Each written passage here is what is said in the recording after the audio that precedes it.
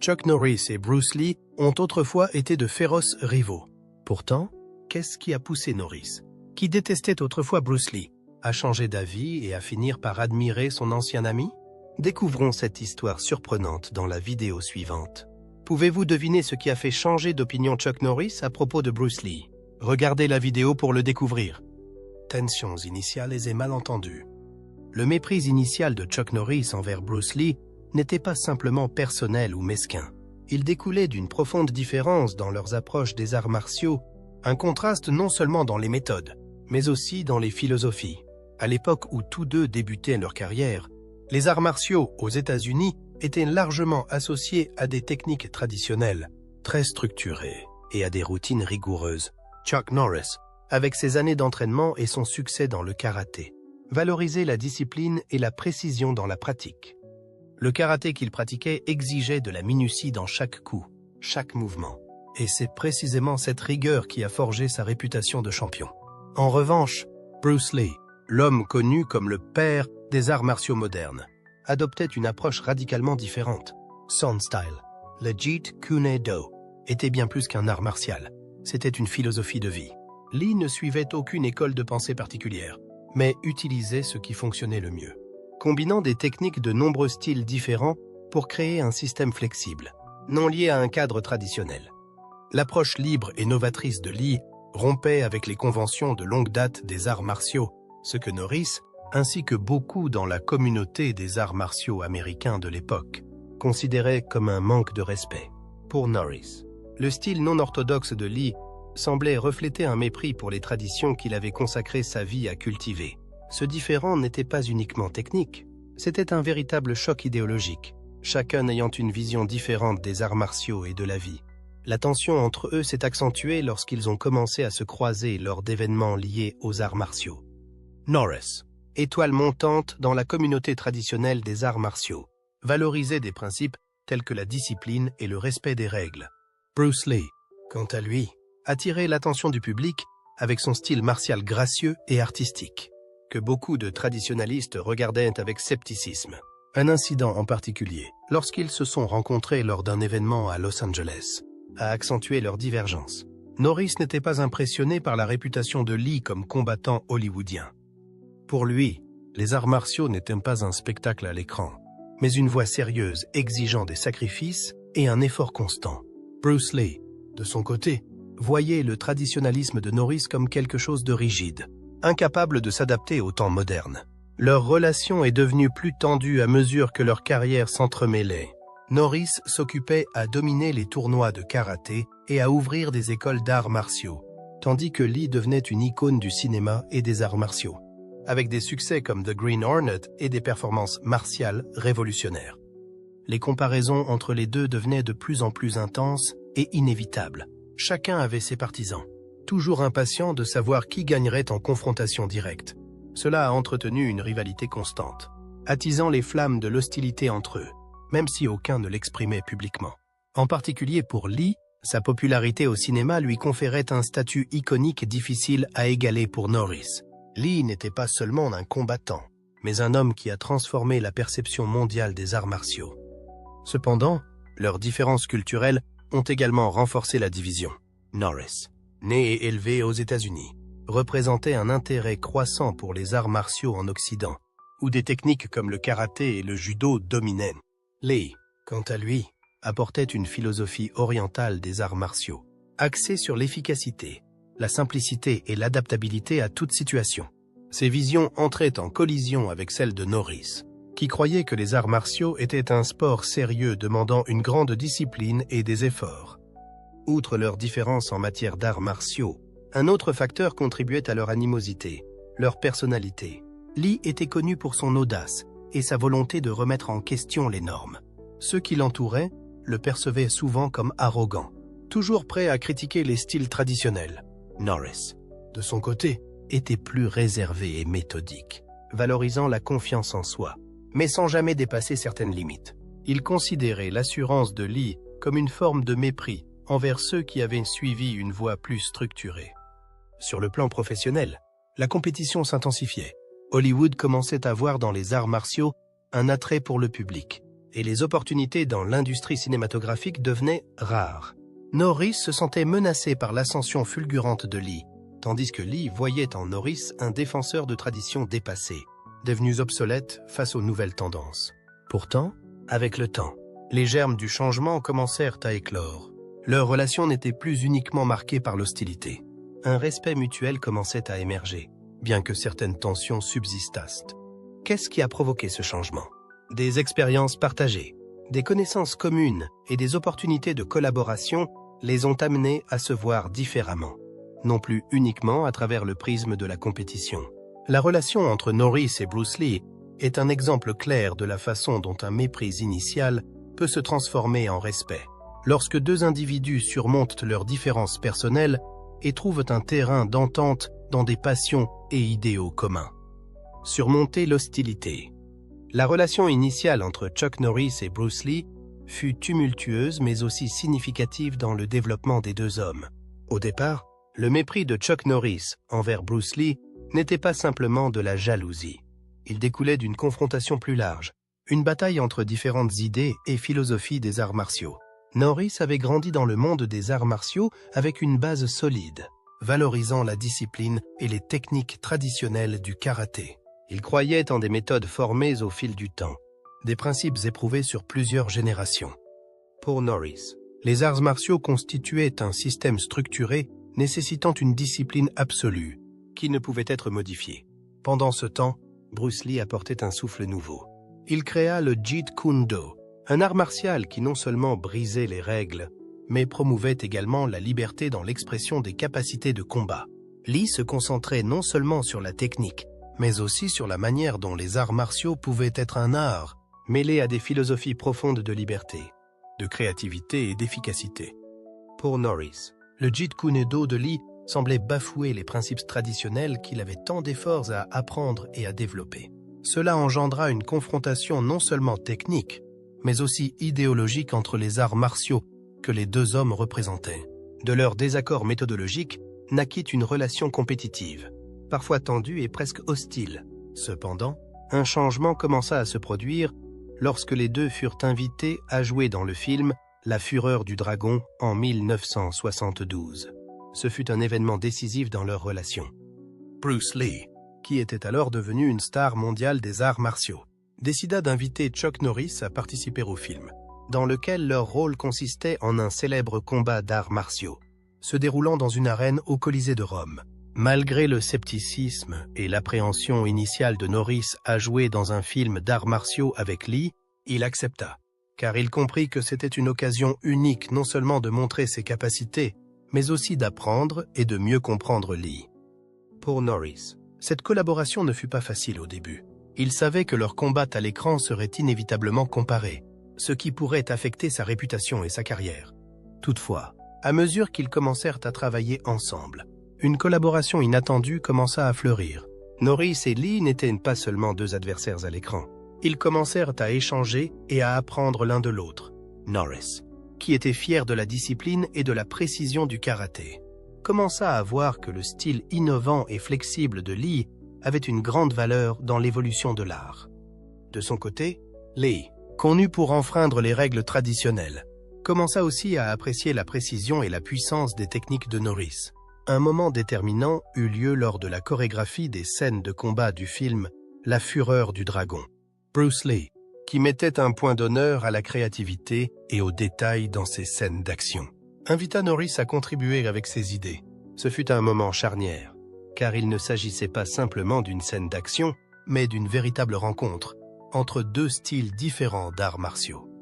Norris, avec sa longue expérience en karaté, suggéra d'intégrer son coup de pied aux caractéristiques, un mouvement qu'il avait pratiqué et perfectionné tout au long de sa carrière de combattant.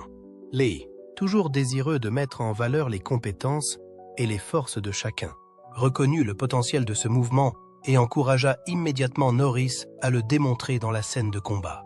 Norris se souvint plus tard. « Quand Bruce m'a demandé de jouer un rôle dans le combat, il ne voulait pas seulement que je sois un adversaire, il voulait que j'apporte mon style. Il ne s'agissait pas simplement d'une intégration technique, mais aussi d'une reconnaissance de la contribution de Norris au film et d'un respect pour son expertise. » Pour Norris, Ce moment changea sa vision de Lee. Travailler avec Bruce. J'ai réalisé qu'il ne voulait pas seulement montrer ses compétences, déclara Norris. Il voulait créer quelque chose qui élève l'art martial dans son ensemble. Ensemble, ils passèrent des heures à s'entraîner et à discuter de leur méthode martiale.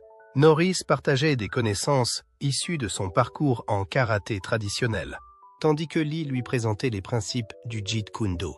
Ce n'étaient pas de simples séances d'entraînement, mais de véritables échanges philosophiques profonds sur les arts martiaux. Norris apprit que les arts martiaux ne se résumaient pas à la précision et à la discipline, mais comprenaient aussi l'adaptabilité et la créativité.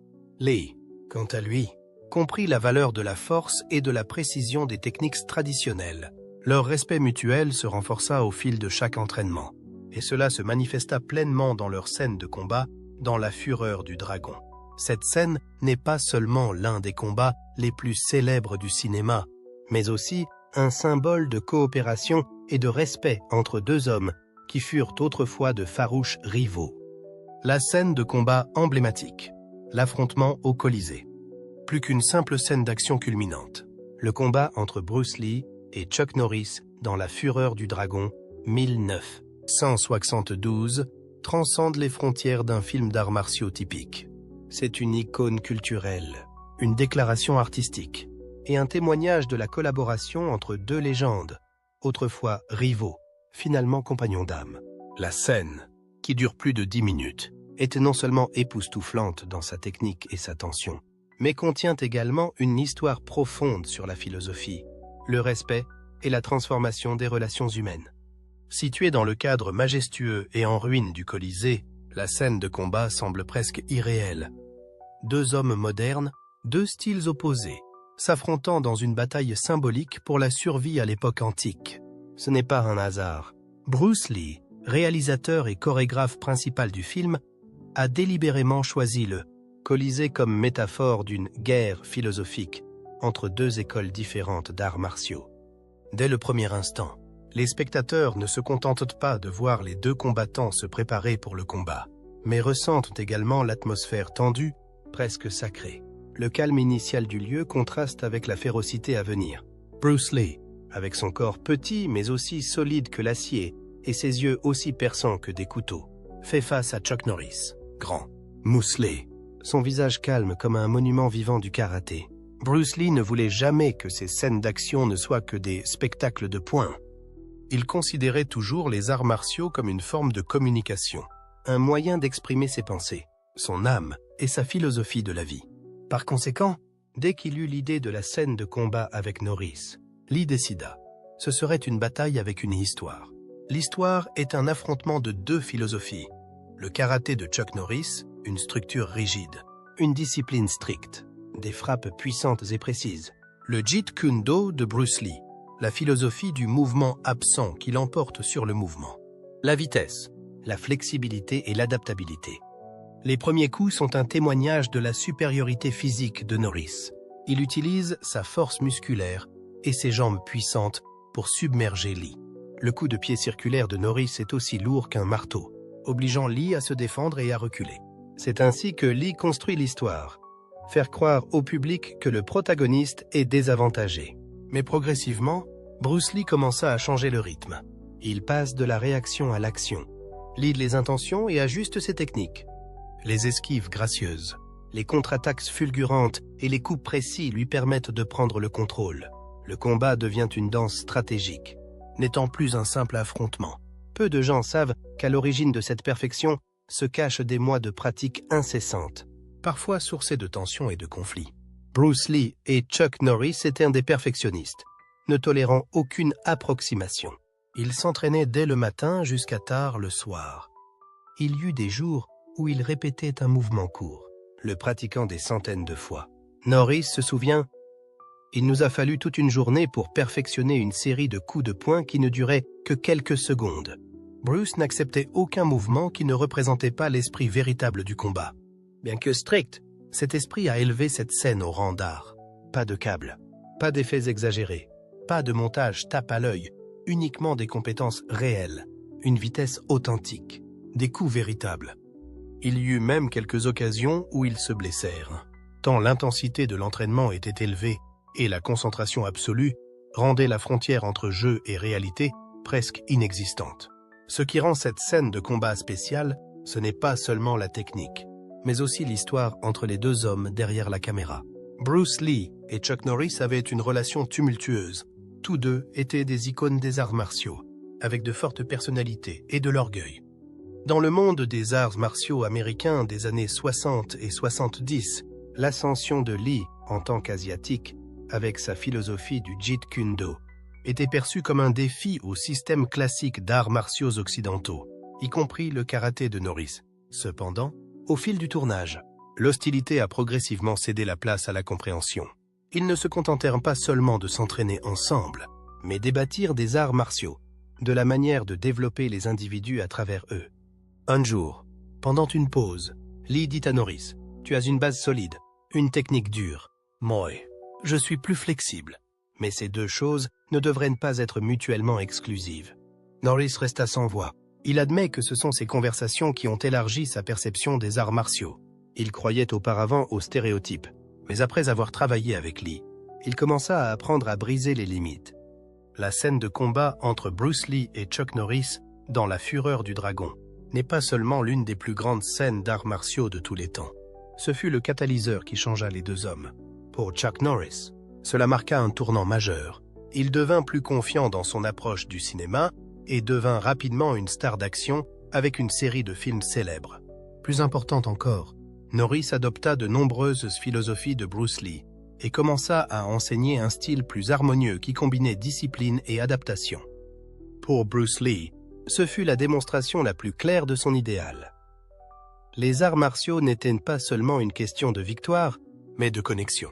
Il montra que les différences de style, de culture ou de philosophie ne devaient pas mener à l'affrontement, mais pouvaient devenir la base de la coopération et du respect.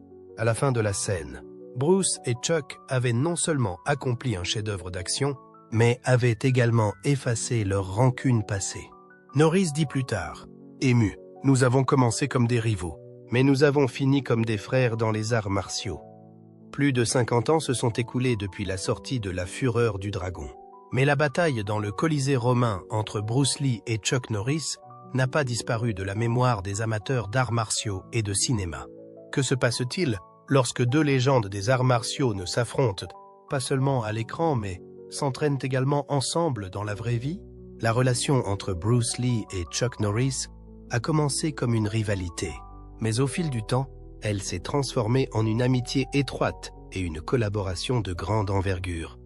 Après leur combat épique dans La Fureur du Dragon, les deux ne s'arrêtèrent pas là. Ils continuèrent leur parcours ensemble, non pas comme des rivaux, mais comme des compagnons dans un voyage pour explorer les limites physiques, techniques et philosophiques des arts martiaux. Entraînement ensemble. Après leur collaboration sur le film Way of the Dragon en 1972, où ils ont créé l'un des combats les plus emblématiques de l'histoire du cinéma martial. Bruce Lee et Chuck Norris n'ont pas quitté le plateau avec seulement des ecchymoses. Ils en sont sortis avec un profond respect mutuel qui s'est rapidement transformé en une amitié durable et une relation d'enseignant et d'élève dans les deux sens, où ils ont appris, grandi et inspiré chacun l'autre. Au départ, Bruce Lee et Chuck Norris n'étaient pas proches amis. Avant Way of the Dragon, ils se connaissaient par leur réputation dans la communauté des arts martiaux américains. Lee avait entendu parler du champion de karaté 6 fois, Chuck Norris, connu pour ses coups de pied dévastateurs et son incroyable précision. Norris, de son côté, connaissait Lee comme un phénomène hongkongais, avec une vitesse terrifiante et un style de combat audacieux qui défiait toutes les règles des arts martiaux traditionnels. Leur relation était initialement compétitive, deux des meilleurs de deux, mondes martiaux différents. Mais à mesure qu'ils se croisaient sur le plateau, les frontières entre adversaires et alliés ont commencé à se brouiller. Une fois le tournage terminé, Bruce Lee invita Chuck Norris à s'entraîner avec lui. L'invitation était informelle. Lee s'ouvrait rarement aux autres, et Norris se sentit honoré. Dans le dojo, au milieu des respirations lourdes, des pas éclairs rapides et des muscles qui s'entrechoquaient, un lien a commencé à se former. Plus que de simples collègues au cinéma, ils sont devenus partenaires dans leur exploration des profondeurs des arts martiaux. Les sessions d'entraînement de Bruce et Chuck commençaient souvent par du respect. Aucun d'eux ne prétendait être meilleur. Au lieu de cela, ils cherchaient à se comprendre. Lee était fasciné par les techniques de coups de pied aux caractéristiques de Norris, qu'il n'avait jamais vraiment maîtrisées. Descendant de Wing Chun et des arts martiaux chinois traditionnels, le style de Lee se concentrait initialement sur les frappes basses, les coups de poing fluides et les mouvements du corps fluide. Norris, en revanche, avait passé des années à perfectionner ses techniques de coups de pied dans des styles comme le Tang Soo Do et le karaté. Ces coups de pied circulaires, coups de pied arrière et coups de pied latéraux étaient comme des projectiles capables de briser n'importe quelle défense s'ils touchaient à leur cible. « Je veux l'apprendre », dit Bruce de manière directe. « Enseigne-moi. » Et Norris le fit, méticuleusement. Chaque angle du pied, chaque détail du centre de gravité, de l'équilibre, de la flexibilité des hanches, de la respiration et du timing de l'explosion de puissance. Ils commencèrent par les coupes de pied arrière, une technique nécessitant une coordination parfaite du haut et du bas du corps. Bruce Lee, avec sa vitesse naturelle et sa capacité extraordinaire à apprendre, rattrapa rapidement le rythme. Mais il n'était pas satisfait de simplement l'apprendre. Il voulait le maîtriser. Au début, Lee était frustré que son corps ne soit pas encore prêt pour des mouvements nécessitant une tension musculaire soudaine et un équilibre absolu. « Tu peux être rapide, mais ce coup de pied n'est pas pour le spectacle », lui dit Norris quand il perdit son équilibre lors de sa première tentative d'un coup de pied tournant. « C'est pour tuer, un coup décisif. » Avec la guidance patiente de Norris, Bruce continua à pratiquer sans relâche. Lors d'une session mémorable dans le dojo de Norris en Californie, Lee passa plus de 2 heures à travailler ses hanches, la rotation, le pivot, le saut. La sueur coulait à flot. Mais finalement, Lee réussit à exécuter le coup de pied avec toute la force et la puissance. Et comme à son habitude, il ne se contenta pas de l'apprendre, il le rendit à lui-même, l'adaptant à son propre rythme et à sa stratégie. En retour, Bruce Lee partagea plus que des techniques. Il ouvrit un nouveau monde à Norris, le Jeet Kune Do, une philosophie du combat sans forme, fluide et libre. Pour Norris, habitué à la nature structurée et rigide du karaté, cela était initialement étranger. Les arts martiaux ne doivent pas être un fardeau, affirma Lee. Ils doivent être fluides, transformateurs, adaptatives, sans entrave. Un des exercices préférés de Lee pour transmettre cette philosophie étaient les exercices de sensibilité. Dans ces exercices, ils se tenaient très proches, leurs avant-bras se touchant légèrement. Pas de regard, pas d'yeux, juste le ressenti. Chacun bougeait légèrement, appliquant de la force, déviant, et l'autre devait répondre instantanément en ressentant le mouvement. Pour Norris, habitué au combat rapproché, cela représentait un énorme défi, mais il le voyait aussi comme une nouvelle porte qui s'ouvrait. Ils s'entraînaient chaque semaine, parfois même tous les jours, si leurs emplois du temps le permettaient. Ils n'étaient plus l'un enseignant à l'autre, mais l'un poussant l'autre à aller au-delà de lui-même. Entre les coups, ils parlaient des arts martiaux, de la philosophie de la vie, de la simplicité et de la capacité à réagir. Lee comparait une fois le jeu aux échecs. Ce n'est pas une question de qui est le plus fort, c'est une question de qui est plus flexible et peut penser à plus de mouvements à l'avance. Malgré la gravité de leurs séances d'entraînement, il y avait toujours des moments de plaisir entre eux. Bruce Lee était connu pour son sens de l'humour. Lors d'une pause, il regarda la moustache caractéristique de Norris et plaisanta. « Rase-la, tu kickeras plus vite, moins de résistance au vent. » Norris éclata de rire et répondit « Je la rase si tu arrêtes d'obséder sur le coup de pied parfait. » Ils eurent aussi leurs défis étranges. Une fois, Lee défia Norris de faire des pompes avec un seul doigt. Norris rit du défi fou, mais participa quand même. Lee gagne, bien sûr, mais Norris ne s'en souciait pas. Il n'était pas seulement le gars le plus fort dans la pièce, dit Norris un jour. C'était le gars qui faisait en sorte que tout le monde veuille devenir plus fort. En fin de compte, ce que les deux ont appris l'un de l'autre allait bien au-delà des compétences en combat. Bruce Lee, sous la guidance de Norris, incorpora des coups de pied précis et puissants dans son style de combat. Ces techniques deviendraient plus tard une partie intégrante du Jeet Kune Do. Norris, de son côté, sortit de ses sessions d'entraînement avec un état d'esprit différent, plus ouvert, plus créatif. Il ne voyait plus les arts martiaux uniquement à travers le prisme de l'école, mais commença à voir la valeur de la flexibilité et de la réponse spontanée. Leur amitié, forgée à travers la sueur, la douleur, les rires et la philosophie, est devenue un témoignage vivant de la vérité selon laquelle, lorsque deux âmes partagent la même passion, même venant des milieux les plus opposés, un lien profond peut se former. Et de leur compétition initiale, un lien irremplaçable a fleuri entre eux, une amitié durable forgée à chaque coup de pied, chaque leçon et chaque sourire. La perspective de Norris sur l'héritage de Lee. Chuck Norris a exprimé à plusieurs reprises sa profonde admiration pour Bruce Lee, non seulement en tant qu'artiste martial, mais aussi en tant qu'icône qui a redéfini l'ensemble du monde des arts martiaux et du cinéma. Dans des dizaines d'interviews au cours des décennies, Norris n'a pas hésité à qualifier Lee de l'une des figures les plus influentes de ma vie et à le considérer comme un précurseur, un enseignant en philosophie, un ami dans la vie et un phare pour une génération d'artistes martiaux occidentaux. Au départ, la relation entre les deux hommes n'était pas particulièrement amicale. Chuck Norris se souvient que lorsqu'il a rencontré Lee pour la première fois lors d'un événement d'arts martiaux en Californie, au début des années 1960, il se sentait intimidé par le charisme du petit homme et sa confiance presque absolue. « Je pensais qu'il était arrogant », a déclaré Norris un jour. Il était différent de tout autre combattant que j'avais rencontré. Tranchant, rapide comme l'éclair, et avait une présence qui attirait tout le monde autour de lui. Mais à mesure que les deux commençaient à discuter des arts martiaux, la connaissance et la profondeur de pensée de Lee changèrent rapidement la perspective de Norris. Ils commencèrent à s'entraîner ensemble, échangeant des techniques, débattant des philosophies orientales et occidentales.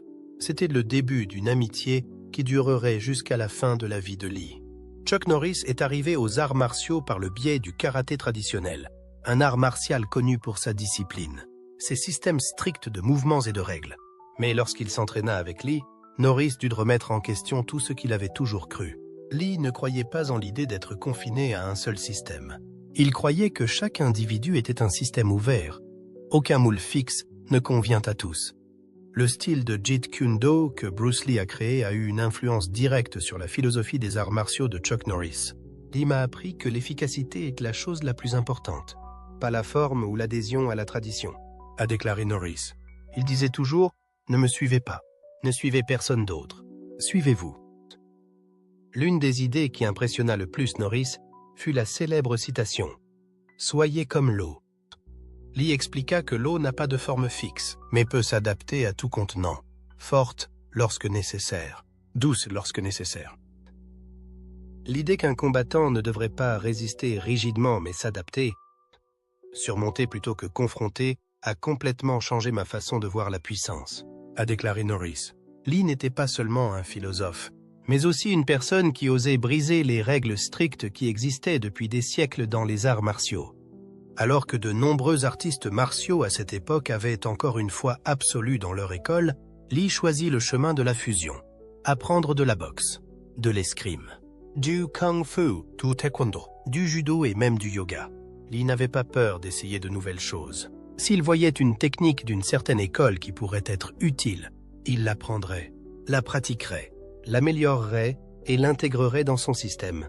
Se souvient Norris, ce n'était pas seulement audacieux. C'était l'esprit de l'innovation. Ce style innovant inspira également directement Norris, qui construisit plus tard son propre système d'arts martiaux, le Chun Kuk Do.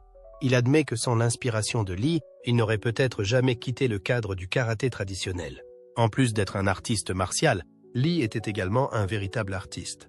Chuck Norris a été particulièrement impressionné par l'utilisation du cinéma par Lee, comme moyen de transmettre les arts martiaux et la philosophie orientale à un public mondial. Il ne se contentait pas de pratiquer les arts martiaux. Il racontait des histoires à travers les arts martiaux.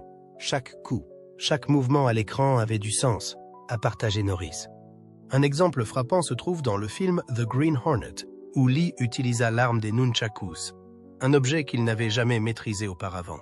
Norris a dit qu'il a fallu à Lee seulement quelques semaines pour le maîtriser au point où il dansait dans les airs. D'un outil peu connu, Lee transforma les nunchakus en une icône mondiale grâce à sa créativité et à son travail acharné. Lee a non seulement changé la vie de Chuck Norris, il a jeté les bases d'une révolution culturelle mondiale, Avant Lee, les films d'arts martiaux étaient souvent des attractions secondaires, à faible budget, avec des intrigues bancales. Mais après The Big Boss, Fist of Fury, et surtout Enter the Dragon, les arts martiaux sont devenus un phénomène mondial. Les cinéastes, acteurs et artistes martiaux à l'Est comme à l'Ouest commencèrent à apprendre de son style. Norris admet que sa carrière cinématographique, aussi réussie soit-elle, n'aurait peut-être pas atteint son apogée sans Lee qui a pavé la voie. Il n'a pas seulement ouvert des portes, il a démoli des murs, a-t-il un jour déclaré. Ce qu'il a accompli en si peu de temps dépasse largement ce que beaucoup de gens réalisent en une vie. Leçons apprises. Certaines relations commencent par la compétition, les frictions et les préjugés, mais avec le temps, elles se transforment en une amitié forte qui transcende le temps. La relation entre Chuck Norris et Bruce Lee est un témoignage vivant de cela, un voyage allant de rivaux à confidents, de la rivalité à la compréhension, de la tension à la compagnie silencieuse dans le développement mondial des arts martiaux. Au départ, Norris et Bruce Lee n'étaient pas amis. Ils venaient de deux mondes d'arts martiaux complètement différents. Chuck Norris était un représentant de l'école traditionnelle de karaté, avec sa structure stricte, ses principes clairs et sa discipline rigoureuse. Pendant ce temps, Bruce Lee était un rebelle des arts martiaux, prêt à briser toutes les limites pour trouver le chemin le plus optimal, efficace et pratique, ce qui a conduit à la naissance du Jeet Kune Do. Bruce et moi avons commencé aux opposés du spectre des arts martiaux, a dit Norris un jour. J'étais plongé dans la tradition et lui brisais toutes les règles. Mais au fil du temps, j'ai réalisé que ce n'était pas une rébellion. C'était une forme d'évolution. Il n'apprenait pas seulement les arts martiaux, il redéfinissait tout le domaine. L'ouverture de Norris, combinée à la sincérité et à la passion de Lee, a aidé les deux hommes à surmonter progressivement les barrières des préjugés. Ils ont commencé à s'entraîner ensemble, à discuter des philosophies des arts martiaux, et ont peu à peu réalisé qu'ils n'étaient pas seulement différents, mais partageaient aussi une base commune de valeurs. Toujours s'efforcer de s'améliorer soi-même et utiliser les arts martiaux pour inspirer les autres. L'une des histoires préférées de Norris est une séance d'entraînement tard dans la nuit, après que Lee ait terminé une longue journée de tournage. Je lui ai dit qu'il était fou, se souvient Norris en riant. Mais Bruce a simplement souri et a dit « Tu ne peux pas t'améliorer si tu es à l'aise ». Et c'était Bruce, jamais satisfait, jamais arrêté de s'améliorer, et toujours pousser ceux qui l'entouraient à être meilleurs. Leur collaboration a culminé dans le duel légendaire de The Way of the Dragon, 1972, une scène qui non seulement a fait une forte impression à l'écran, mais a aussi symbolisé l'intersection et la fusion de deux philosophies d'arts martiaux apparemment improbables. Lorsque Bruce Lee mourut soudainement en 1973, ce fut non seulement une perte personnelle profonde pour Norris, mais aussi un énorme choc pour la communauté mondiale des arts martiaux. Lorsque Bruce est mort, a dit Norris, c'était comme si le monde des arts martiaux perdait une partie de son âme. Il n'était pas seulement un grand combattant, c'était un visionnaire qui a tracé un chemin que beaucoup d'entre nous continuent de suivre. Depuis lors, Norris a consacré sa vie à préserver cet héritage, non seulement les coups de poing et les coupes de pied, mais aussi l'esprit d'innovation, la pensée en dehors des sentiers battus, et la croyance en la puissance des arts martiaux pour connecter les gens. Il a toujours souligné que c'était sa relation avec Bruce Lee qui l'a aidé à élargir ses horizons, à briser les limites de sa pensée et à devenir un véritable enseignant, pas seulement des arts martiaux, mais de la vie. Leur amitié est un rappel que les arts martiaux ne concernent pas seulement le combat, mais aussi la compréhension mutuelle, la croissance ensemble et la création de quelque chose de meilleur ensemble. Bien que la vie de Bruce Lee ait été courte, son influence perdure, en partie à travers des amis comme Chuck Norris, dont l'histoire continue d'être racontée comme un témoignage du pouvoir du pardon, de l'apprentissage et de l'amitié qui transcendent les frontières. Pensez-vous que la transformation de la rivalité en amitié entre Bruce Lee et Chuck Norris nous enseigne une leçon profonde sur la vie et la maturation? Partagez vos réflexions dans la section des commentaires ci-dessous. Nous serions ravis de vous lire. Et n'oubliez pas d'aimer la vidéo et de vous abonner à la chaîne pour plus de mises à jour intéressantes. Merci et à bientôt dans les prochaines vidéos.